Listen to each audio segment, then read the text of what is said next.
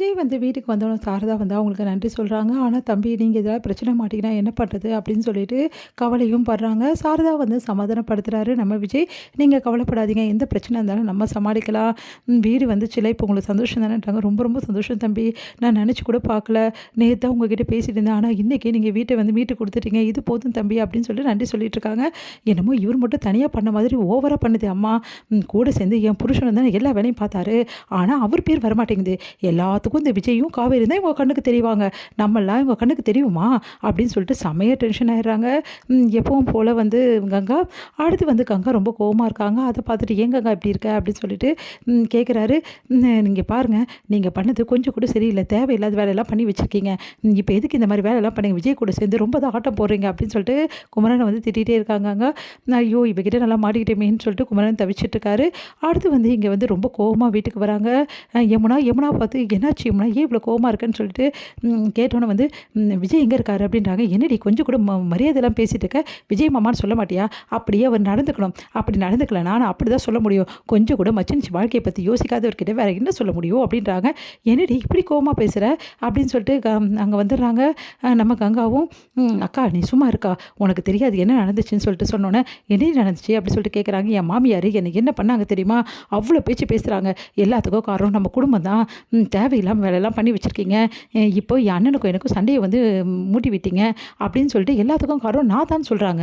நான் எனக்கா பண்ணேன், இதில் இவங்கெல்லாம் பண்ணதுக்கு நான் வாங்கி கேட்டிக்கணுமா அப்படின்னு சொல்லிட்டு கேட்குறாங்க. அதை கேட்டுட்டு அப்படியே வந்து டென்ஷன் ஆகிடுறாங்க நம்ம காவேரி. என்ன சொல்லிட்டு இருக்க நீ, யார் என்ன பண்ணாங்க, நம்ம வீட்டுக்காக தானே அவர் பார்த்து பார்த்து பண்ணார், அதுக்காக நீ என்ன வேணாலும் பேசுவியா? உன் மாமியார் அப்படி பேசக்கூடாதுன்னா அதுக்கு நீ நல்லா நடந்துக்கணும். நீ வந்து இந்த மாதிரி கல்யாணம் பண்ணதுலேருந்தே அவங்களுக்கு வந்து உன் மேலே கோவம், அந்த கோவத்தை எப்படி காட்டுறதுன்னு காட்டுறாங்க, அதுக்காக ஏன் புருஷன் அவனுக்கு கிடைச்சாரா அப்படி சொல்லிட்டு கேட்குறாங்க. இங்கே பாருக்கா, விஜய் செய்கிறது கொஞ்சம் சொல்ல, இங்கே பாரு மரியாதை விஜய் மாமான்னு சொல்லு, விஜய்னு சொன்னேன் அப்புறம் பல்ல கழட்டிடுவேன் அப்படின்றாங்க. அப்படியே வந்து டென்ஷனாக இருக்காங்க. சரி விஜய் மாமா போதுமா, அவர் எங்கே இருக்கார் அப்படின்னோடனே, என்னம்மா இங்கே தான் இருக்க, என்ன விஷயம் எம்மனா சொல்லு, என்கிட்ட சொல்லு, எதுவாக இருந்தாலும் நேருக்கு நேர் பேசு, நான் நேருக்கு நேர் கேள்வி கேட்க தான் வந்திருக்கேன்.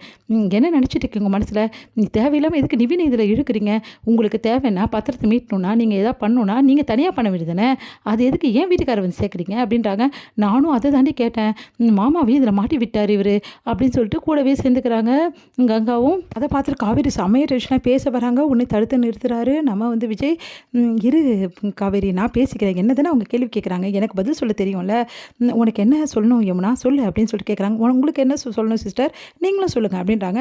இங்கே பாருங்கள், நீங்கள் எங்கள் வீட்டுக்கார இதில் சேர்த்தது எங்களுக்கு பிடிக்கலைங்க அப்படின்னு. அப்படிங்களா, சரி ஓகே, எதுக்காக எங்கள் வீட்டுக்கார சேர்த்திங்க இதில் அப்படின்னு சொல்லிட்டு கேட்குறாங்க.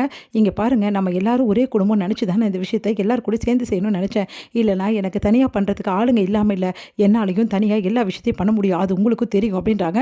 அப்போ பண்ண வேண்டியதானே, தேவையில்லாமல் எதுக்கு ஏன் புருஷனை இருக்கிறீங்க, இப்போ எனக்கும் என் மாமியாருக்கு தான் உங்களால் சண்டை, ஏன் என் வாழ்க்கை இப்படி நாசம் பண்ணுறீங்க அப்படின்னு சொல்லிட்டு யமுனா செம்மையாக கத்துறாங்க. செம்ம டென்ஷன் ஆகிடுறாங்க. நம்ம வந்து அங்கே வராங்க. பார்த்துட்டு அப்படியே வந்து டென்ஷன் ஆகி வாய் மூட்ரி, எவ்வளோ தைரியமாக தான் இப்படி ஒரு வார்த்தை பேசுவேன் அப்படின்றாங்க சாரதா. அதை கேட்டுட்டு வந்து அப்படியே பார்த்து நடுங்குறாங்க யமுனா.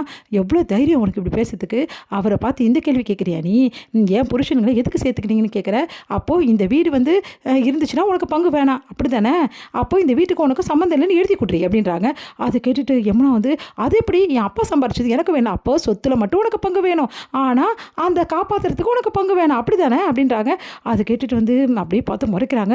என்ன நினச்சிட்டு இருக்கீங்க ரெண்டு பேரும், ஓவராக பேசுகிறீங்க, அவ்வளோதான் உங்கள் ரெண்டு பேருக்கும். நம்ம வீட்டுக்காக வந்து பார்த்து பார்த்து செஞ்சு நம்ம வீட்டை வந்து நம்ம காப்பாற்றி கொடுத்த மனுஷனை என்ன வேணாலும் பேசுவீங்களா, நான் இருக்க வரைக்கும் விஜய் தம்பியை எதுவும் பேச நான் விடவே மாட்டேன், அவ்வளோதான் உங்கள் ரெண்டு பேருக்கும். உங்கள் புருஷன் வந்து இதில் வந்து சேரவே கூடாது, ஆனால் சொத்து மட்டும் உங்களுக்கு பங்கு வேணுமா அப்படின்னு சொல்லிட்டு கேட்குறாங்க.